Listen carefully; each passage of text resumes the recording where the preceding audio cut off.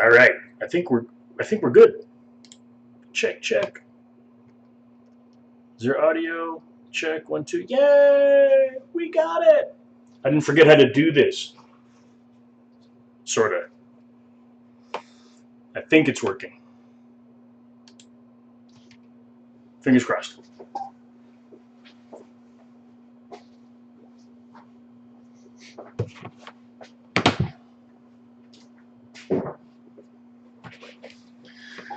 So good morning and happy new year from Impulsive Culinarian. All my culinarian friends, hope you had an amazing break. I don't know. I don't want to call it holiday because some people worked, present company included.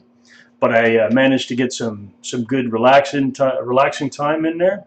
So I'm hoping that you guys got the same. Got to spend as much time as possible with a closed circle of loved ones and maybe not so many friends, maybe more family. It's impossible these days to have anything normal. Maybe some of you are sort of bemoaning the fact that it used to be 15, 20, even 30 people at your house over the holidays, and this year was a little bit different, and I get that. The same thing for us. So on our side, it was very small, just the kids and the immediate family. Kept it simple. But I think that's the case around many places these days, right? Hard to consider anything normal and do like we used to do. So that probably means that the quantities of food that you guys were preparing this year were a little smaller than normal. Am I right? The platter of stuffing wasn't so big. Maybe there was a little bit less turkey on the plate. Maybe less potatoes, a pound or two as opposed to 5 or 6. That kind of stuff going on. Let's call it a meager culinary holiday. Meager in the sense that maybe the quality was there, but the quantity was not there. That could be a good thing. That might be a precursor to holidays to come. Say, well, hold on a second. I didn't have to make 15,000 things, and I had a smaller menu, and I saved a whole bunch of money. So maybe that's a good thing. Maybe that's a bad thing. I think that we always try and look at the positive, right? Especially in our community, in our group. Always try and find solutions instead of focusing on the negative. It's okay to complain about how restrictive diets can make things make you feel sort of like ostracized and not part of the regular fray. But if we stick together, us in the Impulsive Culinarian community, and there are other communities at large that have to do with gluten-free and restrictive cooking and all that. If we stick together and we help each other out, I have a feeling that 2022 and all the years to come are only going to be just fantastic for all of us. So wishing you a very happy new year. I hope you're doing well and everyone is safe and healthy. And listen, with the numbers that we have up here in Montreal, I know for a fact that there are just so many cases of COVID, where it may have been 2 years ago, a year ago, it was just like, oh, I know someone, like who. Now it's like everybody knows somebody, practically, that has had COVID or recently diagnosed, and so now it's kind of crazy, because it's not something that happens to other people anymore. It's there. So I know for a fact that somebody or some people in our community are probably either diagnosed or recovering from having COVID. Now, all I can hope for you is that it goes quickly and that you recover swiftly and that it doesn't last too long.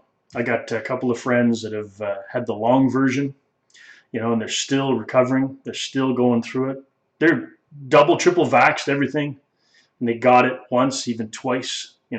Some friends of mine that have been nothing but careful, and it's crazy. So you never know. It reacts to everybody differently. So all I can hope for you guys is that you're going to be safe, and if you're not, feeling great right now because you have COVID or you're not sure, I hope that you recover quickly and that things get back to normal. Especially, oh my God, Brian Angus McLeod, pass the stuffing, my brother. How you doing? My favorite lefty guitarist. Good to see you, man. Welcome to the chat. Gluten-free discussion, man. This is not the music channel. This is the gluten-free thing. But good on you for being subscribed to all my stuff, brother. That's fantastic. My friend Brian from another life, when I used to jam on the regular, chatting to us from Facebook. Good to see you, my man. And Susie Bell, almost everyone around here has it, but it's the easy one. Oh, I'm glad to hear that. Listen, the lesser of evils, I suppose, right, Susie? Chatting to us from YouTube. Susie posting a lot on the Impulsive Culinary and Gluten-Free group, which is great. We're going to talk about that in a little bit. So thank you, Susie. Hope you're doing all right. I mean, it's like that, right? Everybody knows somebody that's either got it or has had it or is in, confinement and whatever, all of that kind of stuff. We're not here to focus on that. I won't talk about that the whole time. There's some really cool stuff in the forum group that I want to showcase. A lot of you have been posting. We have so many new members in there. It's great. We're just going to sort of scroll over the faces. Some that have been vocal in the group, some that are not, just lurking, which is totally cool. I love the lurkers. I am a lurker. I don't know if that rings true, you guys. A lurker. What does that mean? I don't know. I've never had to describe it. Well, I suppose I have. I just don't remember.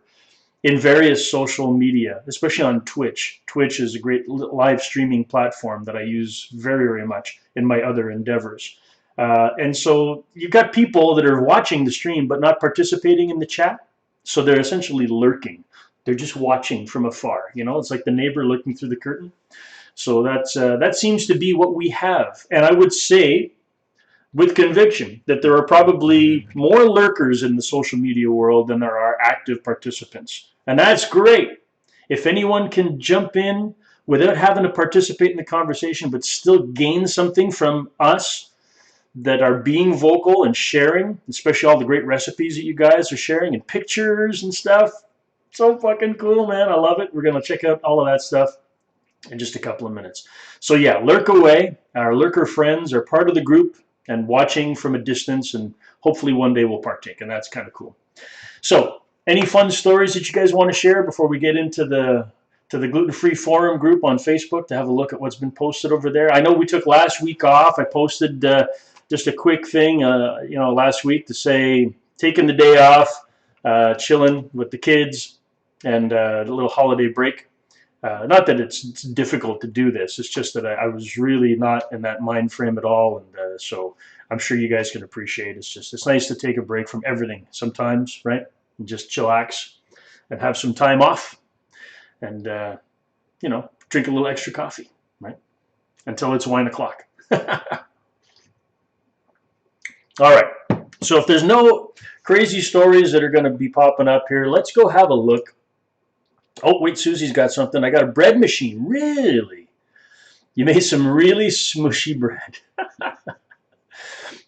Funny story. So you guys know my bread recipe. It's probably one of my most watched videos on the YouTube channel for Impulsive Culinarian. And some of you have posted pictures, which is great, of you making that loaf of bread and converting it a little bit, make it your own, which is awesome. So at the very first moment when I realized that recipe was sort of not viral, but just becoming very, like the mainstay of my channel, gluten-free bread recipe, it garnered so many comments and so much feedback, and almost 1/3 of the comments, I would say at the very beginning, not now, but at the very beginning, were, can I do this in a bread machine? The answer for my recipe is no. Because, as you're probably alluding to, Susie, you can't take a gluten-free bread recipe and just dump it in a bread machine. Now, can you? Unfortunately. That sucks that you can't do that.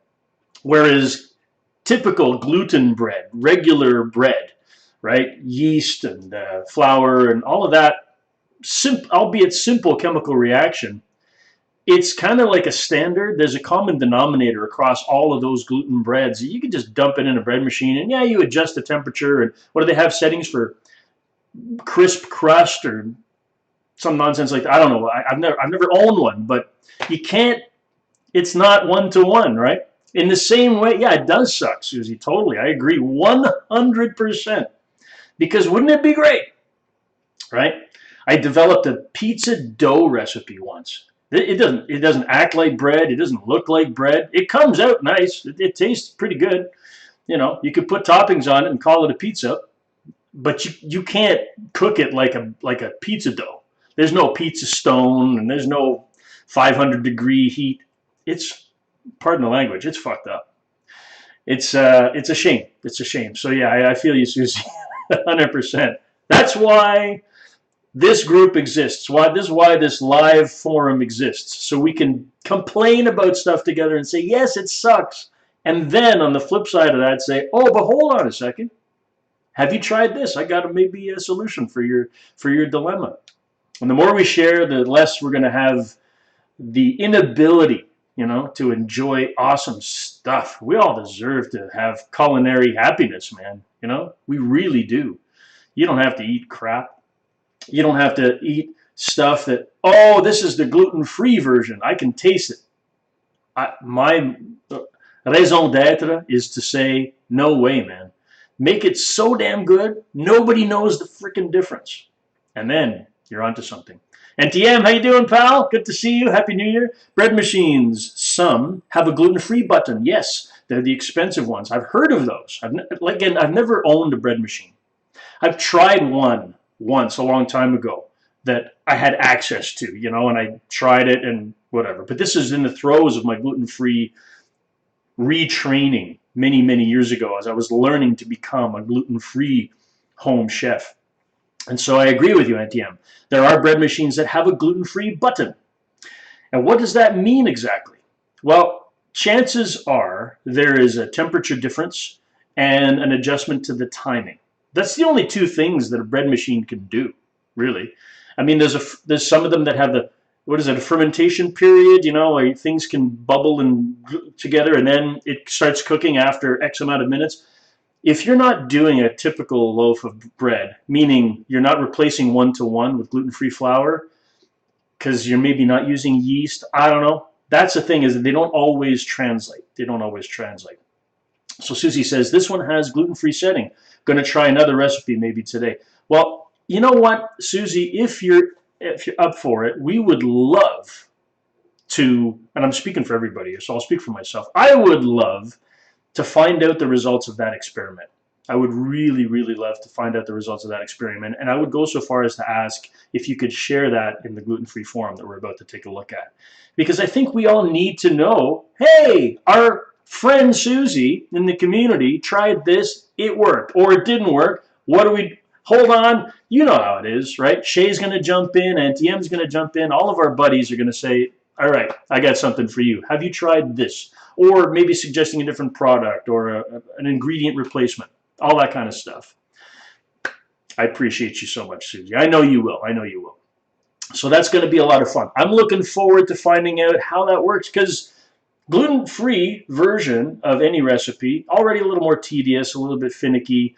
We've alluded on many, many episodes of this and in all of the different content that I've created on impulsiveculinarian.com or in the YouTube channel or wherever, that every flour and starch that is gluten-free has a different sort of thing to add to texture and flavor and all that kind of stuff. And there's a lot to choose from. So finding that right mix, and when someone says, I got it, if I could share that stuff, man, so we can all benefit, and also sharing the failures. I believe in that 100%. I think it was in the first episode I said, I do not want to pretend to be the smartest one in the room. I'm just a dude. I'm just a guy. And all together, we create a very, very smart brain of gluten-free wisdom. So let's share that stuff together and have at it, shall we? Okay, shall we take a look at the gluten-free forum and see what's going on? There's a lot of stuff, man. There's a lot of stuff. It's been a while. Like I said, I took the week off, and here we go, man. We got some stuff to look at. So let's just quickly take a look at the top here. I want to show you guys. We have 15 members, okay? You might call that a small number of members, and I beg to differ. I think that's wonderful. We've only been at this a couple of weeks, and look at the wonderful group of people that have joined the crew, right? All of these wonderful people. We know a lot of these names, but I've never seen a post by Norma, Julie Ruggles, Adina. There's a whole bunch. We have like new people everywhere. So let's just say that's fantastic. I think it's wonderful. Our crew is growing, and these are the lurkers that I'm alluding to. These people, and there's others that have not necessarily joined that are maybe thinking about it, and our friends here, hopefully, sharing that information as we go along. So that's wonderful. I'm so happy to see the group is growing, and we have a lot of stuff to look at, man. Lots and lots of cool stuff. So let's have a look here. Sheila, oh my goodness, coming through in the wind with the best freaking gluten-free mile-high Yorkshire puddings that I've ever seen. And yes, she shared the recipe, guys. Of course, the whole thing is there. Thank you, Sheila. I appreciate you so much. And just look at this picture, guys. Come on. This is gluten-free, like on crack. This is amazing. You want to eat this. And this is exactly the kind of stuff I'm talking about. If you put this out at the table, who the hell gives a crap if it's gluten-free or not? That's just delicious food, period. And so you don't have to put a sign that says, this is for, this is the kiddie table. Nobody wants to feel like they're at the kid table. That's just ridiculous. So thank you very much for sharing that, Shay. And of course, tons of comments going back and forth. Now, there's more, okay? Susie, I want to point you out too, because you're asking some very cool questions, right? Vegan cheeses, a discussion about cheeses.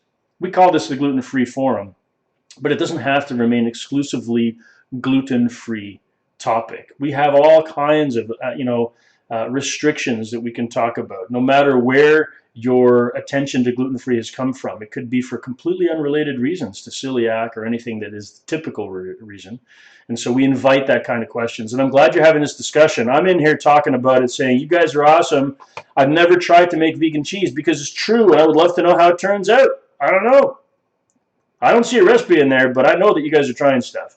Susie sharing some really delicious dumplings. Thank you very much for that. This is really, really nice. This is home cooking at its best, man. The gluten-free, and those look nice and plump and moist. Perfect for soaking up gravy. Great share, Susie. Appreciate that so much. And then, of course, the comments that ensue. Susie asking another question. Many of y'all seen Jana's channel recipe? Chef Jana's. She does some vegan butters. So that's awesome. If ever you feel like sharing a link, something that you find, feel free. I'm pretty sure URLs can be shared in the channel. And if not, then I would like to know so that I can make sure to fix that. I think it's important that we're able to share links. I'm pretty sure we can share links.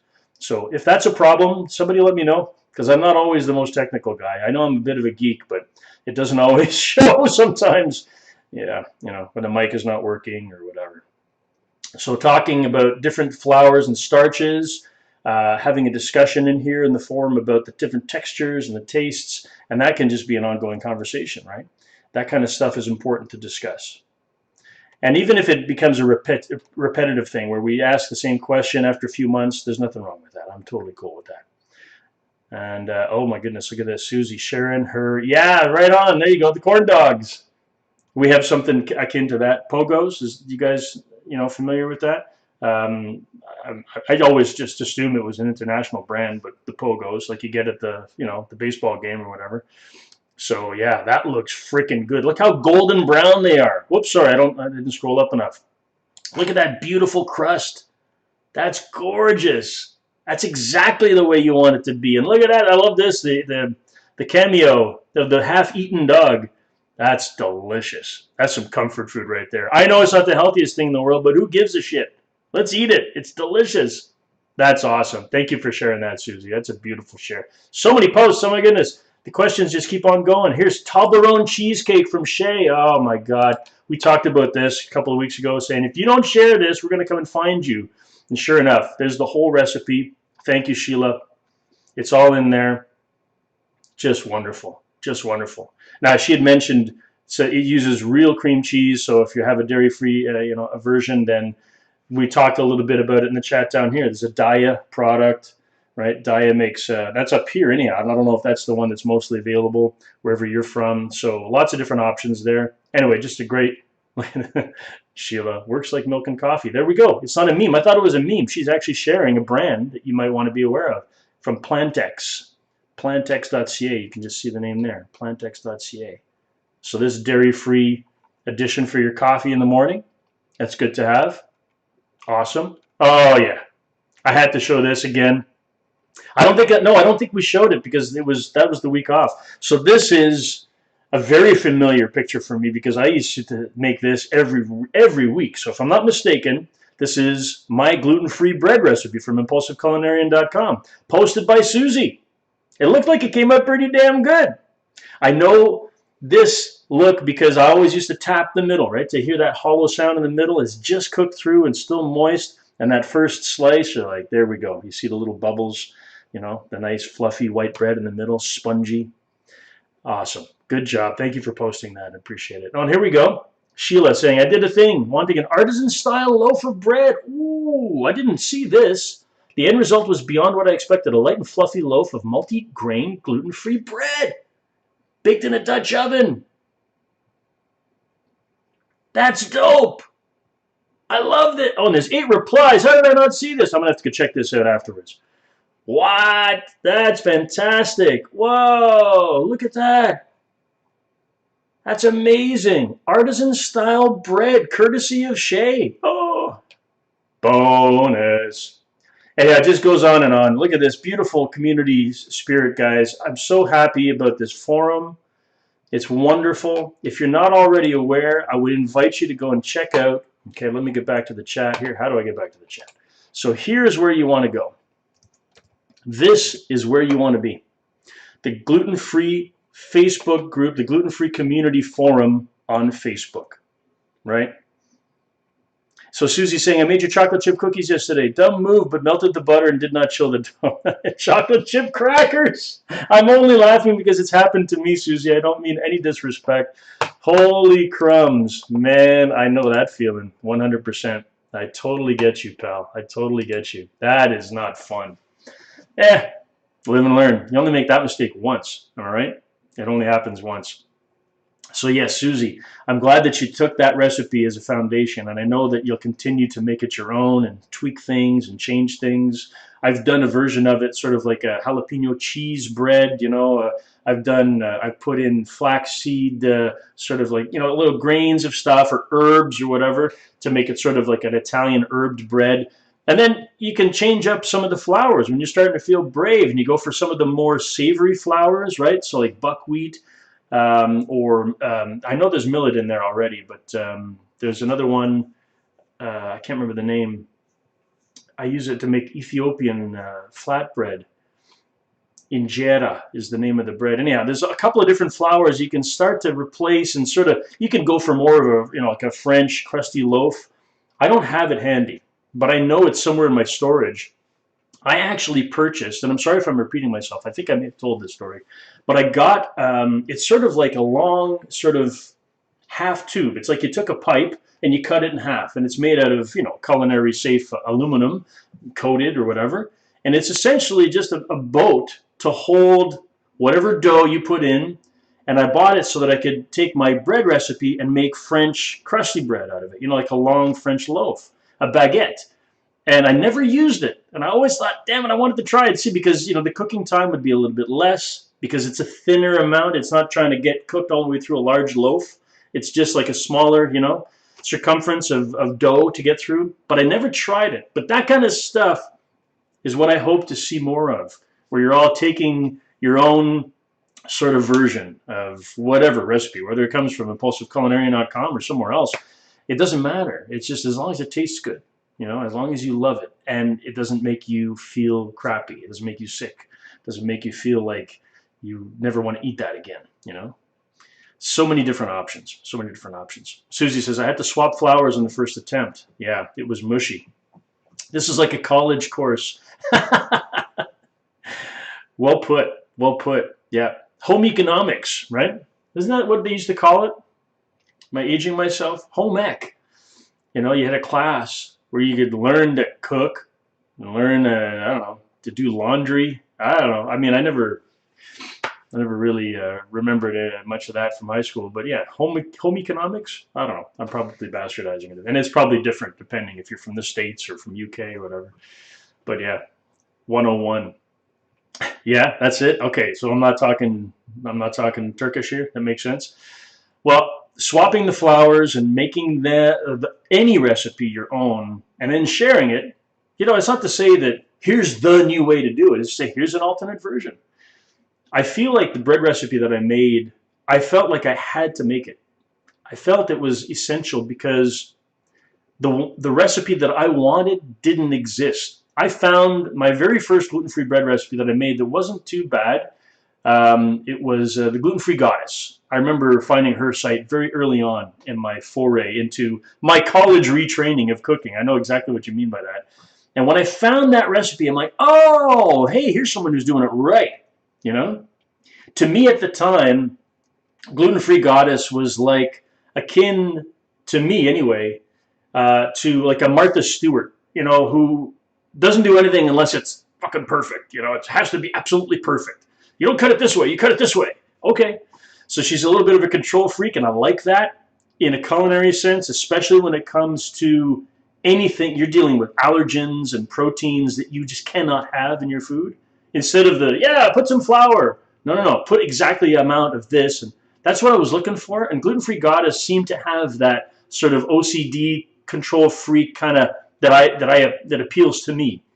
And so I used a lot of what she was trying to do to sort of glean insight into what I wanted to try to do.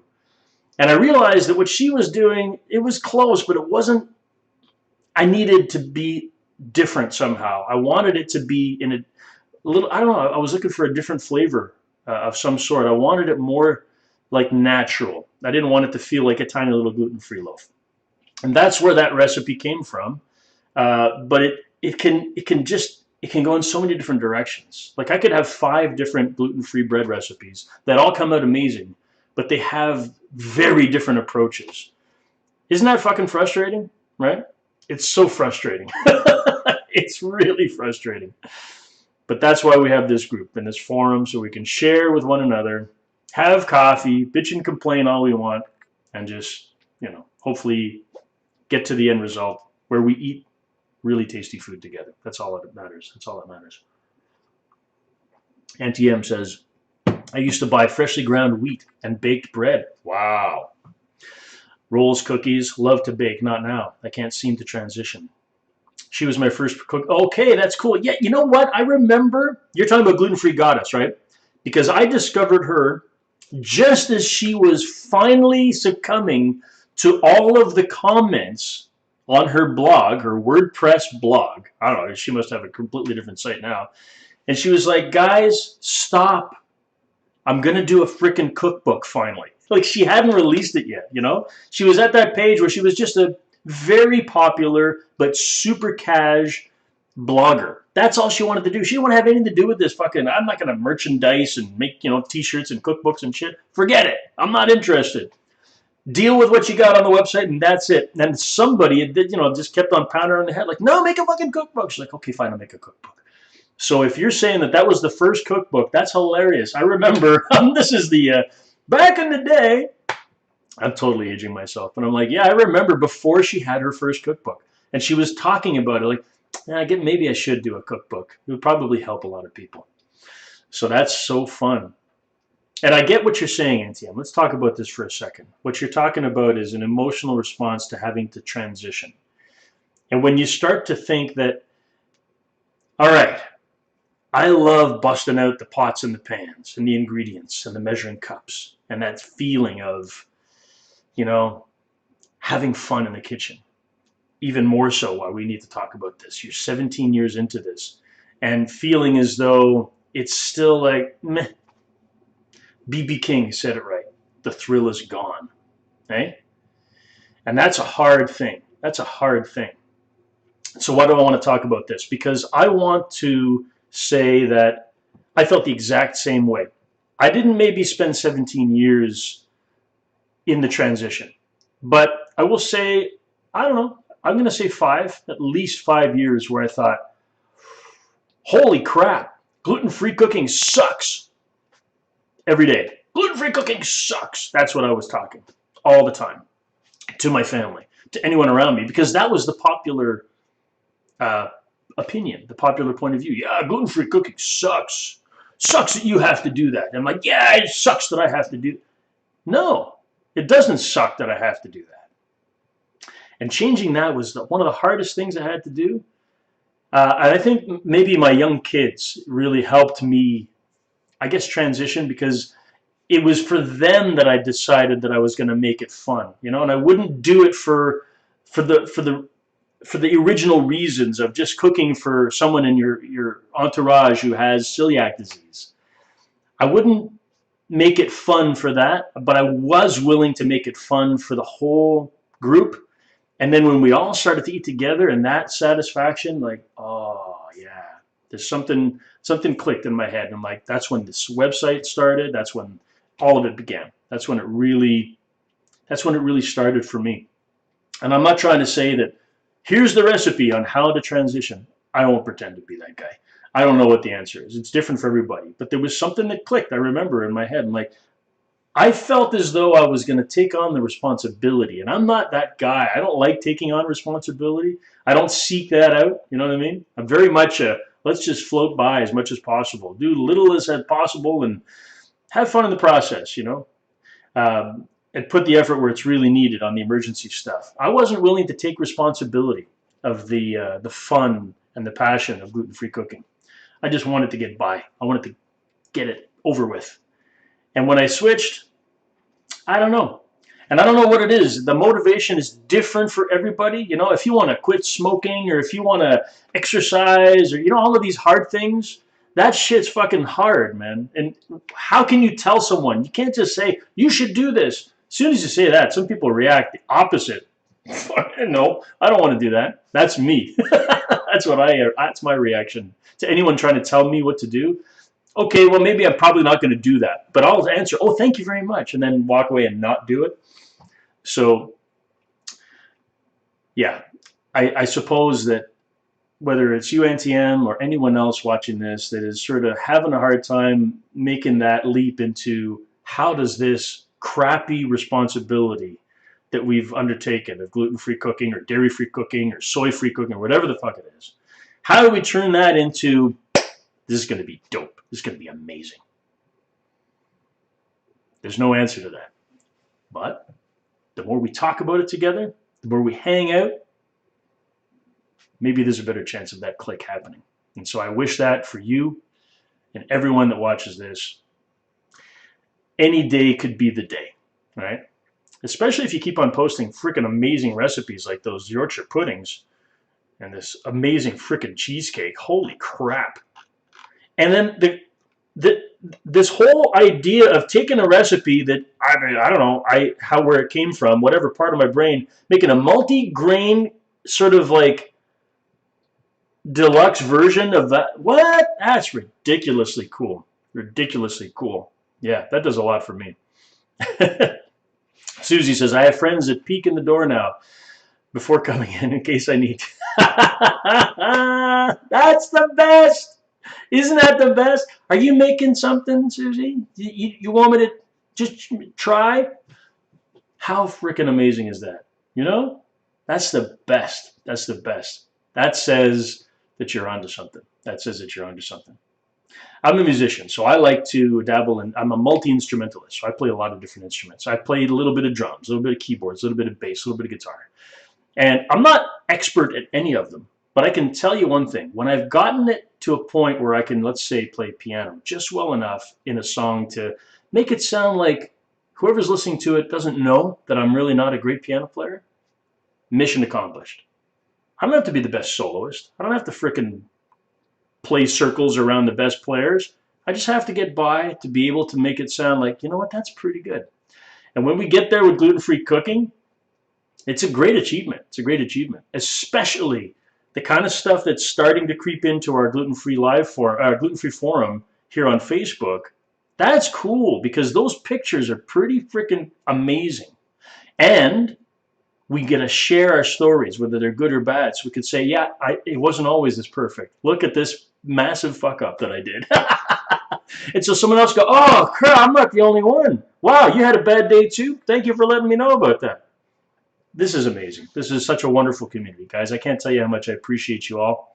And so, listen, I'm going to wrap it up here. I do have a couple of things that I need to get to, but I want to say thank you very much for jumping in today and having a conversation with Thibaut here, the Impulsive Culinarian. Thank you so much for posting in the Facebook group. I'm just going to put the link to that again if you're interested. And I saw a couple of likes pop in, follows, just as we were having this live chat. So there's the link to the Facebook group. So be sure, if you're not already a member, please go and jump in, and it can only benefit. It can only bring value to your culinary adventures, your gluten-free experiments, and who knows, you might score a freaking recipe that you never heard of before. And you don't see me posting a lot of my impulsive culinary and stuff in there. That's on purpose, because it's not a look at me. All right, I want you guys to know that that is 100% the truth. This is about look at you. Look at you guys. Okay. I will post some stuff now and then if I feel it's relevant, but it's about all of us together sharing and just having discussion so we can really, really, yeah, the chocolate chip crackers. You're the best. You're the best. That is awesome. Man, oh man. And again, I'm not laughing at a disrespect. I will never, you'll never catch me going, ha ha, that sucks. You suck. That's not it at all, man. It's like, yeah, been there. Know exactly what you're talking about. For me, it wasn't the chocolate chip cookies so much. It was the, what do they call them? Not sugar crisps, but it's on my site, and I can't remember the name now. I got 3 cookie recipes there, and you think I'd remember them? Anyway, it was like 7 years ago. But there's one of them, sugar cookie, I think. Anyway, it's like it's supposed to be a flat, almost crisp cookie. Wow, the first 10 versions were. I mean, I must have like blitzed them and made cookie crumbs out of them to use in something else because I wasted a lot of money of ingredients on that. But yeah, I totally get what you're talking about. I made some freaking doorstops in my day. Yeah, never to be seen again. But there you go. That's the way it works, right? We're in good company, and I appreciate you all so much. So once again, Happy New Year. I'm wishing you guys all the best for 2022. Let's have some fun together. Let's kick ass in the kitchen. And most importantly, be safe. Let's watch out for one another and share your highs and your lows. There's the link to the forum, to the Facebook group. So I look forward to catching you guys. Until then, happy cooking. À la prochaine.